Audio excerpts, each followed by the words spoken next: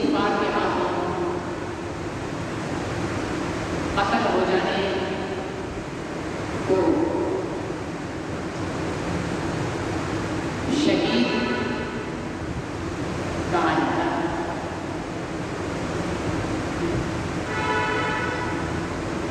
اور شہید کے لیے قرآن پاک کے اندر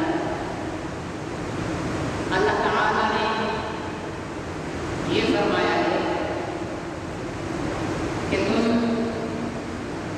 اس کے لیے یہ گمان بھی مت کرو کہ وہ مر گیا۔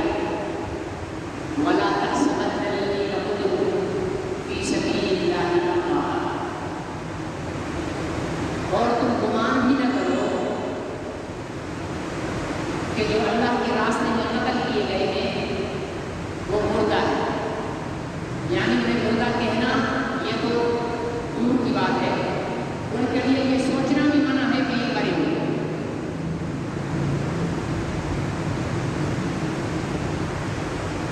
اس لیے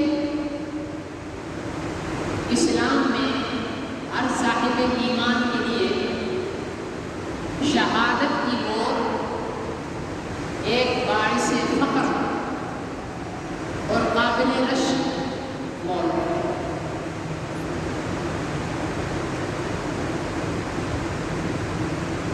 اس موت کے لیے حضور علیہ السلام نے دعا فرمائی۔ حضور علیہ السلام نے دعا فرمائی کہ لَوَدِدتُّ أَنْ أُقْتَلَ فِي سَبِيلِ اللَّهِ ثُمَّ أُحْيَىٰ وَأُقْتَلْ ثُمَّ أُحْيَىٰ ثُمَّ أُقْتَلْ كَمَا قَالَ عَلَيْهِ السَّلَامُ۔ مجھے یہ بات پسند ہے کہ میں اللہ کے راستے میں قتل کیا جاؤں، پھر زندہ کیا جاؤں، پھر قتل کیا جاؤں، پھر زندہ کیا جاؤں۔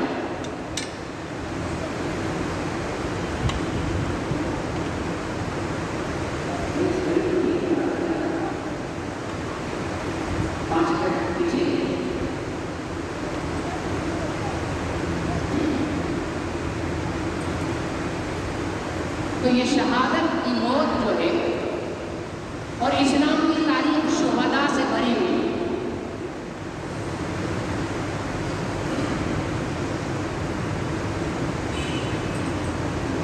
بدر کے میدان میں، احد کے میدان میں، خندق میں، حنین میں، تبوک میں مختلف طریقوں سے اور اسلام کی جلیل القدر شخصیات میں سے جو بڑی بڑی شہادتیں ہوئی ہیں ان میں حضرت عمر ابن خطاب رضی اللہ تعالیٰ عنہ کی شہادت یہ اسلام کا بہت بڑا سانحہ ہے اور حادثہ ہے۔ اسی کے ساتھ خلیفہ ثالث حضرت سیدنا عثمان بن عفان رضی اللہ تعالیٰ عنہ، ان کی شہادت بھی بہت بڑا اسلام کے لیے سانحہ اور حادثہ ہے، اور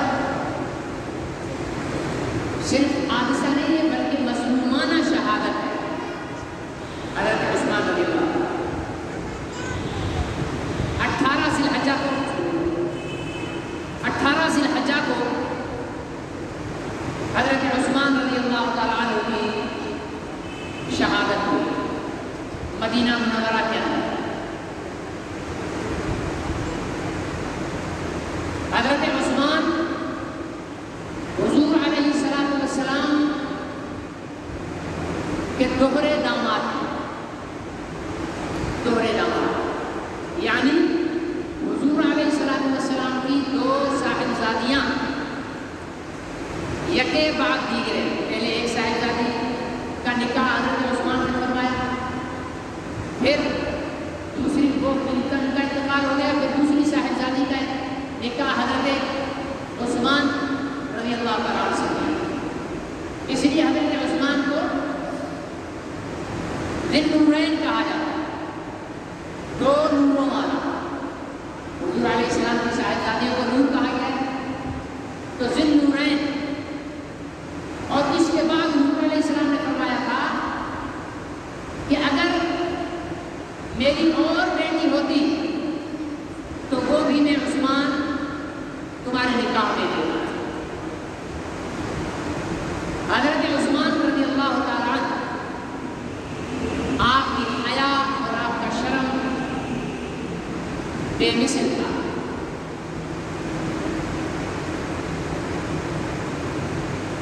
حضرت عثمان رضی اللہ تعالیٰ عنہ کے حیا کا اندازہ یہاں سے لگائیں کہ فرماتے ہیں کہ ایمان لانے کے بعد میں نے اپنی شرمگاہ کو بھی نہیں دیکھا. ٹھیک ہے نا، یہ بہت بڑی بات ہے کہ اپنی شرمگاہ کو بھی نہیں. اور کبھی حضرت عثمان رضی اللہ تعالیٰ نے اپنے جسم کے تمام کپڑے اتار کر غسل نہیں کیا، بلکہ نیچے لنگوٹی باندھ کر اپنا نچلا حصہ ڈھک کر حضرت عثمان رضی اللہ تعالیٰ نے غسل فرمایا. اور وہ اوپر کا حصہ کھلا ہوا ہونے کے باوجود بھی حیا کے طور پر جھکے ہوئے ہو کر غسل کیا کرتے تھے. آج کل تو اس حیا کا تصور بھی نہیں ہے، کوئی ایسی حیا کے بارے میں سوچ بھی نہیں سکتا کہ یہ حیا ہونی چاہیے. لیکن حضرت عثمان رضی اللہ تعالیٰ عنہ اللہ تعالیٰ نے حیا اور یہ مقام عطا فرمایا. اور اس کے ساتھ حضور علیہ السلام خود، ایک روایت میں آتا ہے کہ حضور علیہ السلام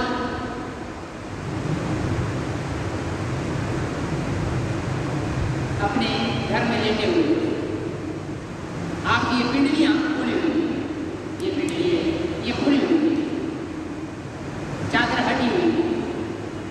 حضرت ابوبکر صدیق آئے، سلام عرض کیا، اجازت مانگی، اجازت دی گئی. آپ مسجد کے اندر داخل اپنا گھر میں داخل ہوئے، حضور علیہ السلام کے ساتھ بیٹھے اور بات چیت کر رہے ہیں. تھوڑی دیر میں حضرت عمر آئے، سلام کیا، اجازت مانگی، اندر آئے اور آپ کے ساتھ بیٹھ کے بات چیت کرنے لگے. ان کے بعد حضرت عثمان رضی اللہ تعالیٰ عنہ آپ کے حجرے مبارک میں تشریف لائے تو حضور علیہ السلام اٹھ کر بیٹھ گئے اور اپنی پنڈلیوں کو ڈھانپ لیا. اس روایت کی راویہ ہیں حضرت عائشہ صدیقہ رضی اللہ عنہا. فرماتی کہ جب سب چلے گئے تو میں نے حضور علیہ السلام سے عرض کی، یا رسول اللہ، میرے ابا ابو بکر آئے، آپ کی پنڈلیاں کھلی ہوئی تھی، آپ ویسے کے ویسے بیٹھے رہے، لیٹے ہوئے تھے ٹیک لگا کر، آپ لیٹے رہے. عمر آئے، آپ لیٹے رہے، لیکن عثمان کے آنے پر آپ اٹھ کر بیٹھ گئے اور پنڈلیوں کو ڈھانپ لیا. تو حضور علیہ السلام نے فرمایا کہ عائشہ، جس عثمان سے اللہ کے فرشتے حیا کرتے ہیں، میں محمد رسول اللہ سے حیا کی رکھتا ہوں. تو حیا کے اندر حضرت عثمان ابن عفان رضی اللہ تعالی عنہ، ان کا ایک اپنا مقام رہا.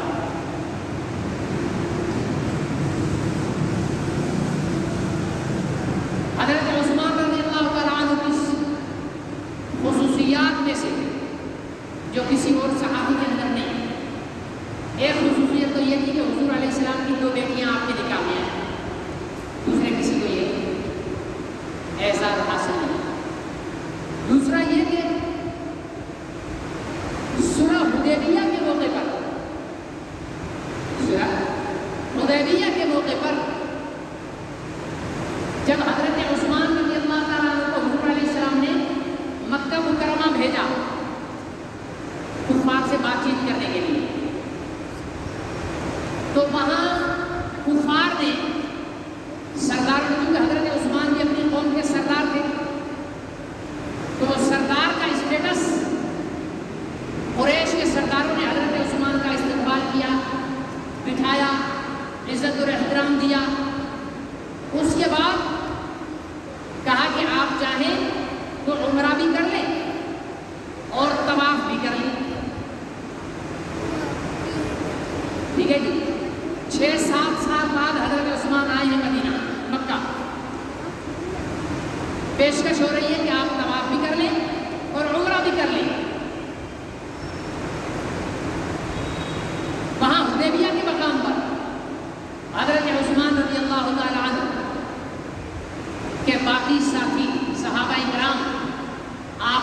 تبصرہ کر رہے تھے.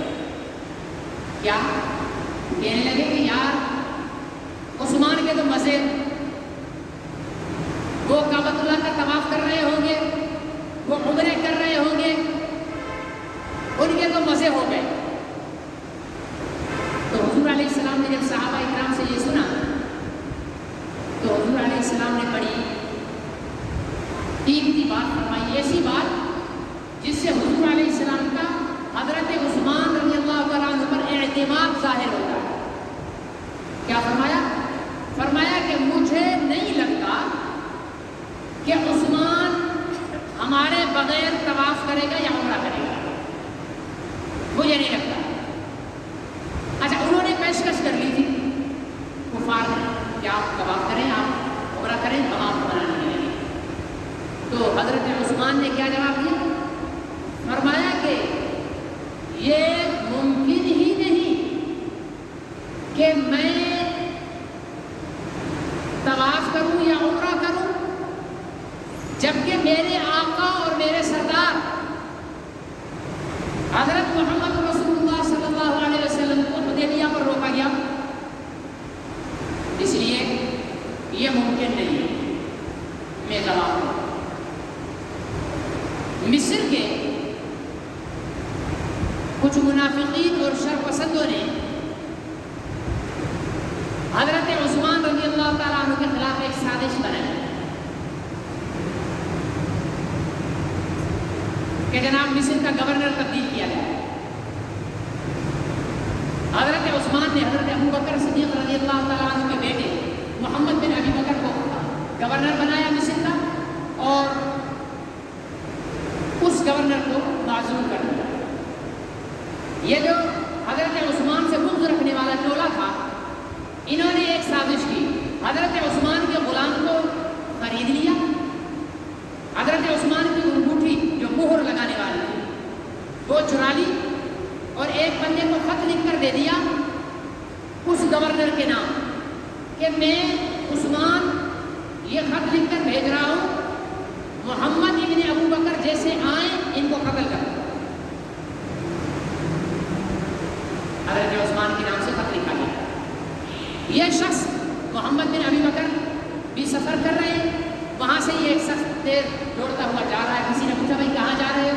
کہنے لگا میں گورنر کے پاس. تو کہنے والوں نے کہا بھائی گورنر تو یہ جا رہے ہیں. کہنے لگے نہیں، میں اس گورنر کے پاس جا رہا ہوں. پلاننگ کے مطابق تلاشی لی گئی تو خط برآمد ہوا.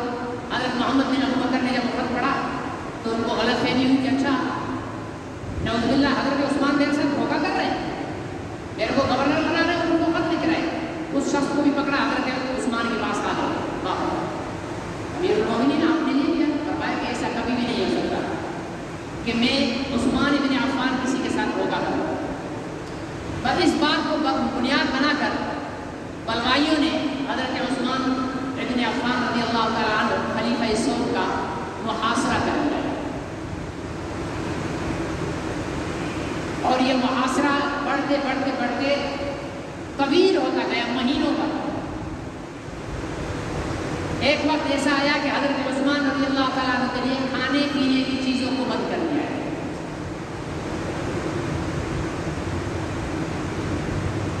صحابہ اکرام عرض کر رہے ہیں کہ امیر المومنین آپ حکم کریں ہم ان بلوائیوں کو ختم کر دیں، بھگا دیں، مار دیں.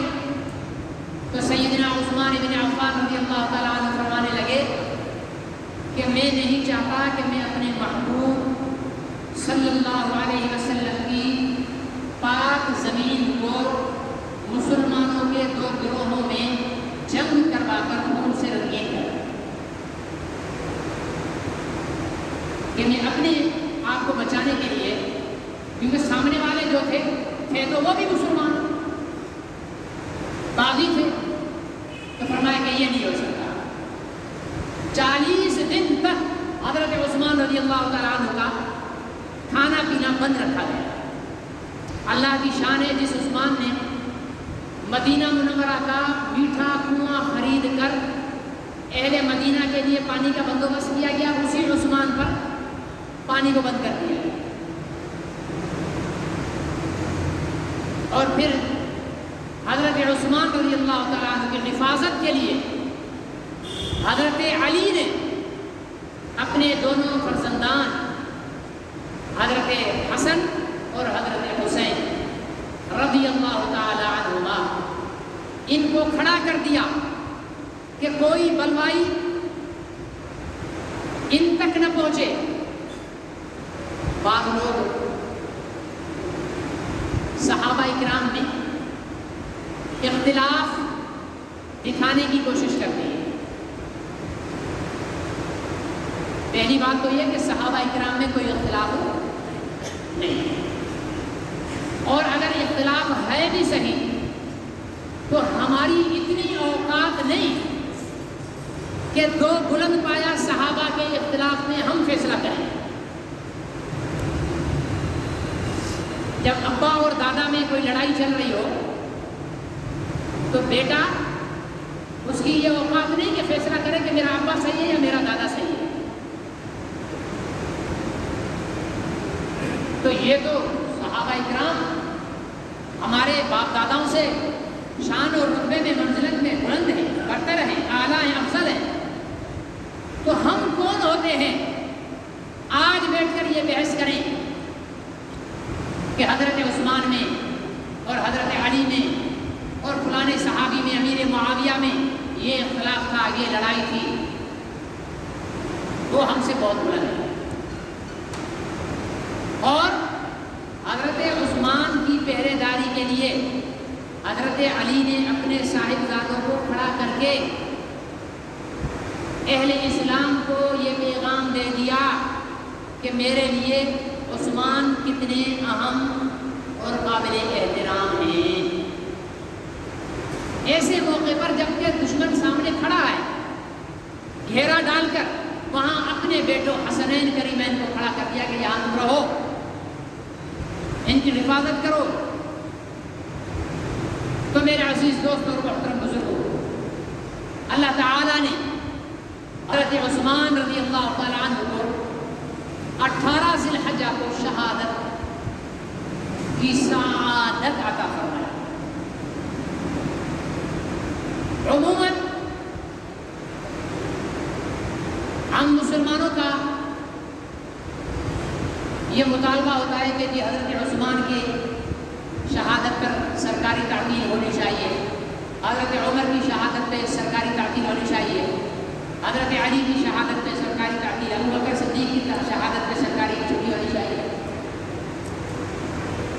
میرا اس معاملے میں ذرا تھوڑا الگ ذہن ہے اور رائے. ہر ایک کو اپنی رائے کا تو حق ہے نا، یا نہیں ہے؟ میری رائے اس میں یہ ہے کہ پاکستان میں چھٹی صرف حضور علیہ السلام کی ولادت اور وفات یعنی 12 تاریخ کو ہونی چاہیے، باقی کوئی چھٹی نہیں ہونی چاہیے. نہ 10 محرم کو، نہ کسی اور محرم کو، نہ کسی اور سفر کو، نہ 21 رمضان کو، نہ حسن، نہ حسین، نہ علی، نہ عثمان، نہ عمر، نہ ابو بکر، کسی کی نہیں. کیونکہ اگر چھٹیاں کرنے ہم لگ جائیں صحابہ کی چھٹیاں کرنے لگ جائیں ہم، تو اتنی بڑی تعداد ہے صحابہ کی کہ ہر صحابی کی اگر ایک چھٹی کرے تو سال میں دن کتنے ہوتے ہیں؟ 365. صحابہ اکرام تو ہزاروں میں شہید ہوئے ہیں.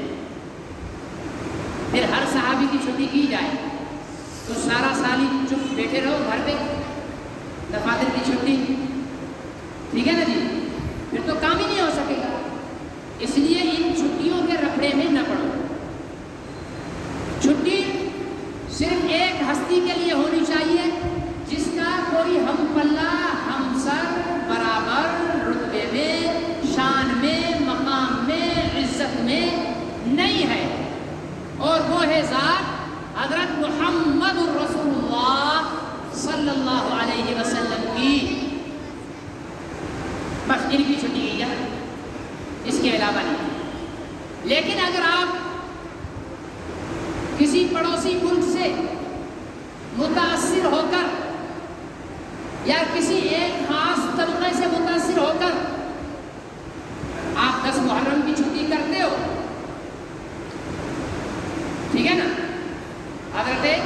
سیدنا حسین ابن علی شہید کربلا، سب کہو رضی اللہ تعالی عنہ، ان کی شہادت پہ 10 محرم کو آپ چھٹی کرتے ہو، 21 رمضان کو حضرت علی رضی اللہ تعالیٰ عنہ کی چھٹی کرتے ہو، تو بھائی حسین اور حضرت علی سے ہمارے اہل سنت کے ہاں تو رتبہ ابو بکر کا بڑا ہے، پہلے اس کی چھٹی کرو، ان کے بعد عمر کا رتبہ ہے، پھر عمر کی چھٹی کرو، ان کے بعد عثمان کا رتبہ ہے، پھر ان کی بھی چھٹی کرو۔ اگر چھٹیاں کرنی ہیں کسی کی شہادت پر تو کم از کم ان 4 خلفاء کی چھٹیاں تو کرو، یا پھر کسی کی بھی نہیں۔ بدقسمتی یہ ہے کہ ہمارے ہاں فرقہ واریت بہت زیادہ شدت کے ساتھ عروج پر ہے۔ ایک مسلمان دوسرے مسلمان کو کے وجود کو، دوسرے فرقے کے وجود کو پسند کرنے کے لیے اور برداشت کرنے کے لیے تیار نہیں ہے۔ دیوبندی بریلوی کو قبول کرنے کے لیے تیار نہیں ہے، بریلوی دیوبندی کو قبول کرنے کے لیے نہیں ہے۔ حالانکہ ان دونوں عقل کے پیدلوں سے کوئی پوچھے کہ تم دونوں کا فقہ میں امام کون ہے، تو بریلوی بھی کہیں گے امام اعظم ابو حنیفہ، دیوبندی بھی کہیں گے امام اعظم ابو حنیفہ۔ تم دونوں کی فقہ ایک ہے، پھر بھی ایک دوسرے کے ساتھ لڑ رہے ہو۔ فقہ تو کئی ایک طرف، کلمہ تو ایک ہی ہے نا، یا نہیں؟ بریلوی کلمہ کون سا پڑھتے ہیں؟ لا الہ الا اللہ پڑھو۔ دیوبندی کون سا پڑھتے ہیں؟ لا الہ الا اللہ۔ اہل حدیث کون سا پڑھتے ہیں؟ لا الہ الا اللہ۔ شیعہ آگے ملا لیتے ہیں، ٹھیک ہے نا، چلو ہم ان کی بحث نہیں کرتے، لیکن اگر وہ بھی اتنا کلمہ پڑھتے تو ہم ان کی بھی بحث کر لیتے۔ تو کلمہ ایک ہے، قرآن پاک ایک ہے، محمد رسول اللہ ایک ہے، اور اللہ بھی ایک ہے۔ پھر کیا وجہ ہے کہ ایک دوسرے کا وجود برداشت کرنے کے لیے تیار نہیں؟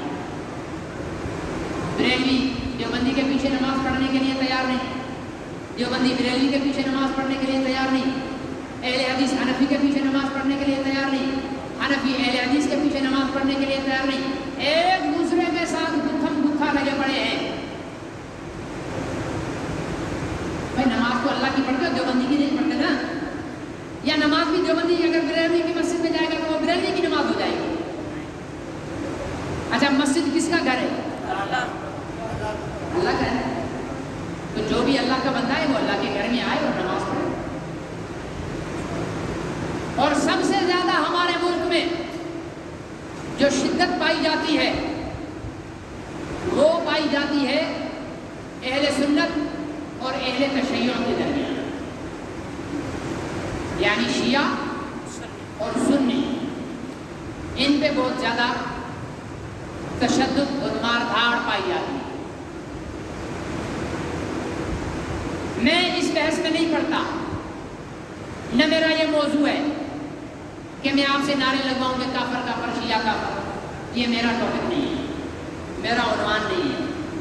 میرا عنوان ختم نبوت اور تحفظ ناموں سے رسالت ہے یا فطرہ قادیانیہ ہے۔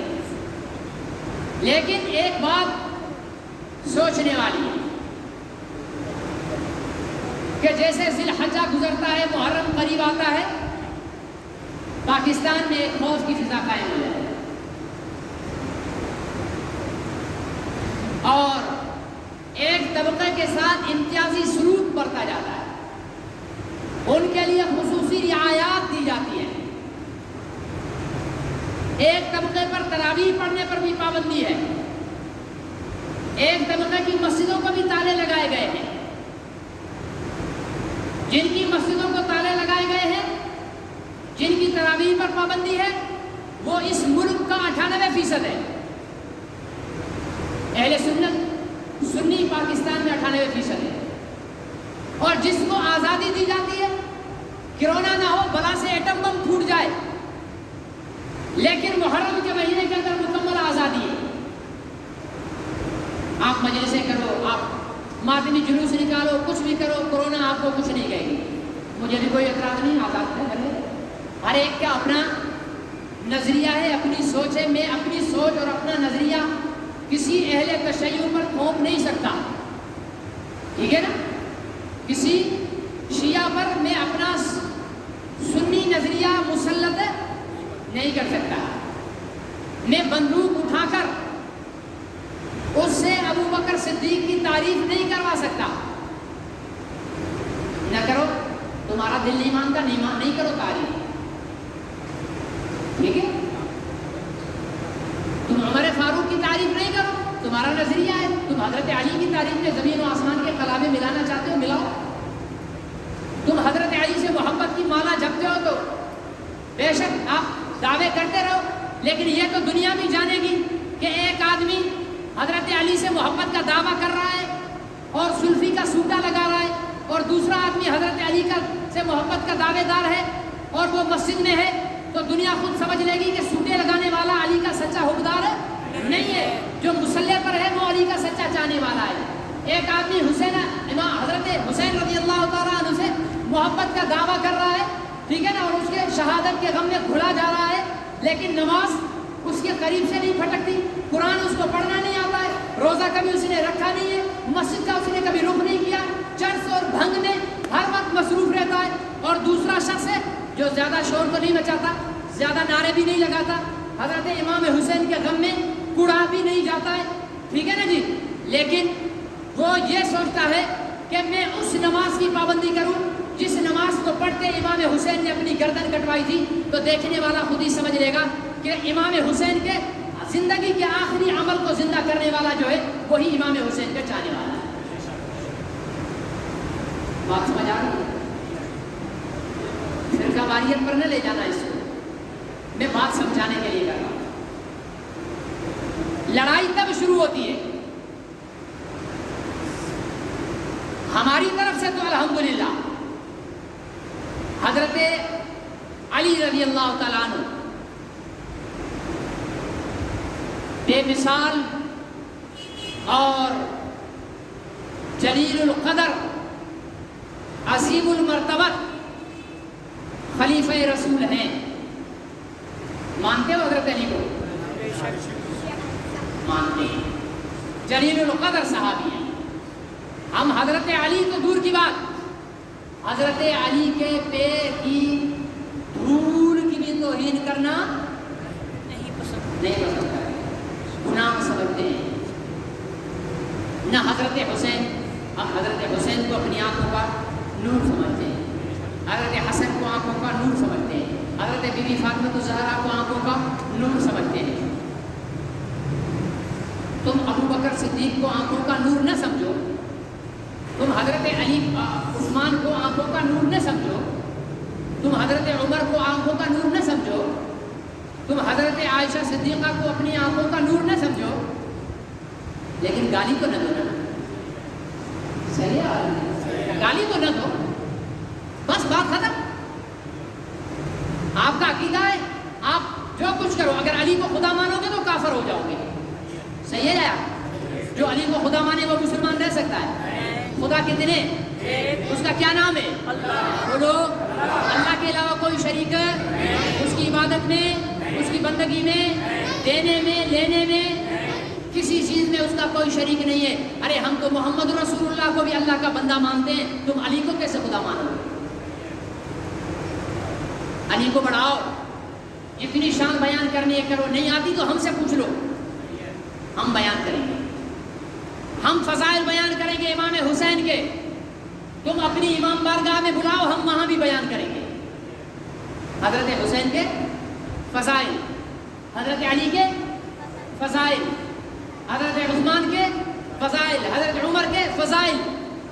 لیکن تھوڑی دل تو تم بھی بڑی کرو نا. آؤ ہماری مسجد میں آ کر حضرت عمر رضی اللہ، اتنا تو کہہ دو کہ نبی کے دوسرے خلیفہ سیدنا عمر رضی اللہ تعالیٰ عنہ، اتنا تو کہو، اتنا تو کہو کہ نبی پاک صلی اللہ علیہ وسلم کے پہلے خلیفہ سیدنا ابو بکر صدیق رضی اللہ تعالیٰ عنہ، تیسرے خلیفہ حضرت سیدنا عثمان غنی رضی اللہ تعالیٰ عنہ. اتنا تو کر لو. اتنا کر لو گے تو بہت ساری دشمنیاں، کدورتیں، لڑائیاں ملک پرامن ہو جائے گا. دل آپ کا بڑا نہیں ہے، ہمارا تو بڑا ہے. ہم تو حضرت علی کو بھی مقام دیتے ہیں، حضرت بی بی فاطمہ. ہم تو جنت کی عورتوں کی سردار عائشہ کو نہیں، کس کو مانتے ہیں؟ فاطمہ بی بی کو مانتے ہیں. ہم جنت کے جوانوں کا سردار ابو بکر کو نہیں، عمر کو نہیں، عثمان کو نہیں، علی کو نہیں، ہم جنت کے جوانوں کا سردار حسن اور حسین کو مانتے ہیں. ہم شہیدوں کا سردار حضرت حمزہ کو مانتے ہیں. تو میرے عزیز دوست اور محترم بزرگوں، اس نفرت والی فضا کو اپنے درمیان سے ختم کرو، اپنے درمیان سے ختم کرو. اور اس میں معذرت کے ساتھ، اگر میرا کوئی شیعہ بھائی بیٹھا ہوا ہے یا میری آواز سن رہا ہے تو میں اس کو معذرت کے ساتھ کہتا ہوں کہ اس کشمکش، اس لڑائی، اس تشدد اور شدت میں سب سے زیادہ ہاتھ آپ حضرات کا ہے، اہل سنت کا نہیں. آپ ثابت کر دو کہ ایک سنی عالم دین نے اہل بیت کی یا اہل بیت کی کسی ایک فرد کی گستاخی کی ہے. میرا خون آپ کو معاف ہے، سوچ بھی نہیں سکتے. گستاخی تو میرے بھائیوں آپ کرتے ہو، گالیاں جو آپ دیتے ہو. محرم الحرام کے امام حسین رضی اللہ تعالیٰ عنہ کی مظلومیت کے نام پر اصحاب محمد صلی اللہ علیہ وسلم ان کی اہانت آپ کرتے ہو.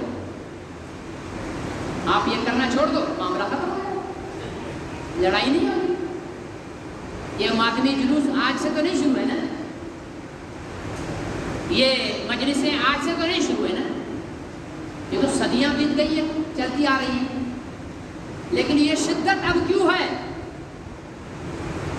یہ اس لیے ہے کہ جب دیکھو کوئی شرابی، کوئی بد چلن، بد کردار، کالا پگڑ لے کر، اونچے لکڑی کے ممبر پر بیٹھ کر، ران پر ہاتھ مار مار کر حضرت عثمان کو گالی دیتا ہے، بات تب بگڑتی ہے.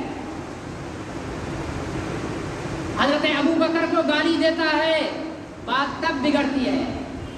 مجھے میرے بھائی تیرے ماتم کرنے پر کوئی اعتراض نہیں ہے، تو کر، تو پورا سال کر، تو 24 گھنٹے کر، مجھے کوئی اعتراض نہیں.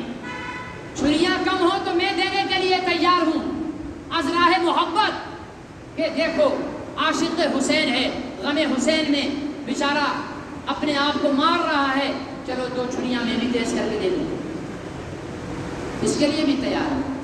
میں تو اتنی رواداری رکھنے کے لیے تیار ہوں، میں تجھے پانی پلانے کے لیے تیار ہوں. تو بھی تو اپنا دل بڑا کر. تو اس ہستی کو جس کے لیے حضور علیہ السلام نے فرمایا کہ سب صحابہ کے احسانات میں نے اتار دیے، ابو بکر صدیق کے احسانات نہیں اتار سکا، ان کا بدلہ اللہ دے گا قیامت میں. اسے تو نہ دینے گالی. تو اسلام آباد کے روڈوں پر مجلسیں کر کے ابو بکر صدیق کو کافر کہے اور پھر تم مجھ سے توقع رکھے کہ میں رواداری کروں. تم مجھے کافر کہہ دے میں برداشت کر لوں گا، تو میرے باپ کو کافر کہہ دے میں برداشت کر لوں گا، تو میری ماں پر انگلی اٹھا لے میں برداشت کر لوں گا، تو میرے خاندان پر انگلی اٹھا لے میں برداشت کر لوں گا، تو میری نسل پہ انگلی اٹھا لے میں برداشت کر لوں گا، تو میری نسل کو گالی دینے میں برداشت کر لوں گا، تو مجھے مار ڈال میں تجھے اپنا خون معاف کر دوں گا. لیکن اگر ابو بکر صدیق کو گالی دے گا میں نہ برداشت کروں گا نہ معاف کروں گا. عمر کو گالی دے گا نہ برداشت کروں گا نہ معاف کروں گا. عثمان کو گالی دے گا نہ میں برداشت کروں گا نہ معاف کروں گا. اس لیے کہ یہ عمر، یہ عثمان، یہ ابو بکر، یہ ہمارے دلوں میں بستے ہیں، یا نہیں؟ ایسے ہی اڑا دی میں نے بات یا سچ ہے؟ یہ ہمارے دلوں میں بستے ہیں. ان کا تو صدقہ ہے, ان کی ہی تو قربانیاں ہیں کہ آج قرآن سلامت ہم تک موجود ہے. ان صحابہ کی تو قربانیاں ہیں کہ آج 5 وقت کی نماز باجماعت ادا ہو رہی ہے. انہی صحابہ کی قربانیوں کا تو صدقہ ہے کہ آج مسجد کے منبر و محراب آباد ہیں. ان صحابہ کی تو ہی قربانیوں کا صدقہ ہے کہ آج مدارس آج آباد ہیں, خانقاہیں آباد ہیں. ہم تو ان کے احسانوں کے تلے دبے ہوئے لوگ ہیں. اور جو محسنوں کو گالی دے, جو اپنے محسنوں کو گالی دے, یا تو وہ نسلی نہیں ہے, ٹھیک ہے, اس کے نسب میں کہیں کوئی ہیرا پھیری ہے, وہ بدذات ہے, اس لیے کہ ذات والا, عزت والا, خاندانی آدمی, اس پر آپ چھوٹا سا احسان کرو گے وہ زندگی بھر آپ کے سامنے جھکا رہے گا کہ بھائی یہ میرا محسن ہے, اس کا مجھ پر احسان ہے, اس کا مجھ پر احسان ہے. لیکن ہمارے ہاں ایسا کچھ بھی نہیں ہے. اس لیے میرے بھائیوں, ہم نے گالی کسی کو نہیں دینی, ٹھیک ہے نا. احتجاج کرنا, آواز اٹھانا, راستہ روکنا, یہ ہم پر فرض ہے. کیوں کہ ابو بکر صدیق کو ہم اس لیے چاہتے ہیں کہ وہ محمد عربی میرے محبوب کے غلام ہیں. نبی سے ہٹ کر آپ ابو بکر صدیق کو چاہیں گے؟ نبی سے ہٹ کر عمر کو چاہیں گے؟ نبی سے ہٹ کر عثمان کو چاہیں گے؟ میں تو ان سے محبت ہی اس لیے کرتا ہوں کہ میں نے محبوب کی مجلس میں ان کو بیٹھے دیکھا ہے. میں تو ابو بکر سے محبت کرتا ہی اس لیے ہوں کہ میں نے ابو بکر کے کندھوں پر غار ثور تک 3 میل کا فاصلہ محمد عربی کو طے کرتے ہوئے دیکھا ہے. میں تو عمر سے محبت کرتا ہی اس لیے ہوں کہ میں نے دیکھا کہ عمر کے ہاتھ میں تلوار ہے, نبی کا فیصلہ نہ ماننے والے کا سر قلم کر کے بتا دیا کہ جو میرے محبوب کا فیصلہ نہیں مانے گا عمر اس کا سر قلم کر کے رکھ دے گا. میں نے تو عثمان کو مانا ہی اس لیے ہے کہ میرے محبوب کی 2 بیٹیاں اس کے گھر میں آئی ہیں. میں نے تو علی کو مانا ہی اس لیے ہے کہ پیغمبر کی لخت جگر فاطمہ اس کے گھر میں ہے. میں نے تو حسن اور حسین کو جانا ہی اس لیے ہے کہ وہ محمد عربی کے نواسے ہیں اور ان کے دین پر فدا ہونے والے ہیں. تو ہماری تو ساری جان پہچان مدینے والے کے لیے ہے. صحیح ہے یا غلط ہے؟ ہماری ڈائریکٹ ابو بکر صدیق سے کوئی جان پہچان, عمر فاروق سے, عثمان غنی سے, کسی سے کوئی جان پہچان نہیں. میں نے تو جب پیغمبر کے مجلس میں, عالم تصور میں پیغمبر کی مجلس میں حاضر ہوا تو مجھے ابو بکر ملے پیغمبر کے پاس, عمر ملے پیغمبر کے پاس, صحابہ ملے پیغمبر کے پاس. تو میں سمجھ گیا جو پاس ہیں وہ اپنے ہیں. پھر اتنے پاس ہو گئے کہ پیغمبر اس دنیا سے رخصت ہوئے, روزے میں جا کر آرام کیا, تو 2.5 سال کے بعد دوسرا بھی رخصت ہوا, انہی کے پاس چلا گیا. پھر تیسرا بھی رخصت ہوا, انہی کے پاس چلا گیا. اتنے پاس چلے گئے کہ میرے نبی نے فرمایا کہ قیامت کے دن جب میں اٹھوں گا تو میرے دائیں ابو بکر ہوں گے, بائیں عمر ہوں گے. اتنا پاس دیکھا ہے. اس لیے دل سے صحابہ کی عزت کیا کرو. صحابہ کی کسی کی گستاخی برداشت ہم نے نہیں کرنی ہے, کسی کی توہین ہم نے برداشت نہیں کرنی ہے. وزیر اعظم, وزیر, چاروں صوبوں کے وزرائے اعلیٰ, گورنر, چیف جسٹس, تمام اسمبلی کے ممبران, میں واضح طور پر ان کو بتا دینا چاہتا ہوں یہ ملک ہمارا ہے. 98% مسلمان ہم رہتے ہیں. اس ملک کا انچ انچ ہمیں اپنی جان سے زیادہ پیارا ہے. اس ملک کا بارڈر ہمیں اپنی جان سے زیادہ پیارا ہے. اس ملک کی ہر چیز ہمیں اپنے گھر جیسی محبوب اور عزیز ہے.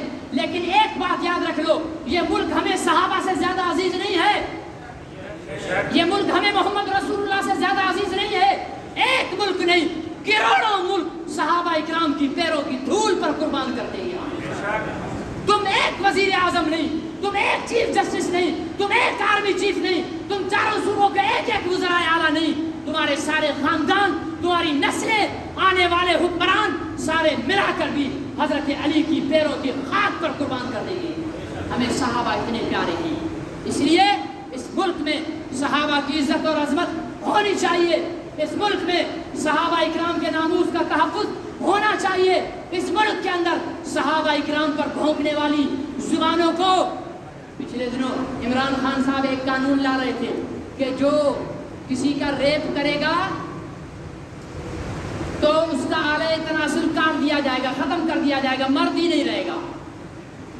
یہ قرآن کے خلاف ہے، قرآن میں یہ سزا نہیں ہے. عمران خان صاحب اگر آپ قانون بنانا چاہتے ہو تو یہ قانون بناؤ کہ جو ابو بکر، عمر، عثمان، علی، معاویہ، ٹھیک ہے نا جی، عائشہ صدیقہ، باقی تمام صحابہ اور صحابیات پر بھونکے گا، اس کی زبان میں گارنٹی دیتا ہوں منبر رسول پر بیٹھ کر پانچ ایسے بھونکنے والوں کی زبانیں کاٹ دو اور کٹی ہوئی زبان ٹی وی اسکرین پر دکھا دو. رب محمد کی قسم آئندہ 50 سال کی ضمانت میں دیتا ہوں کہ کوئی بھی صحابہ پر نہیں بھونکے گا.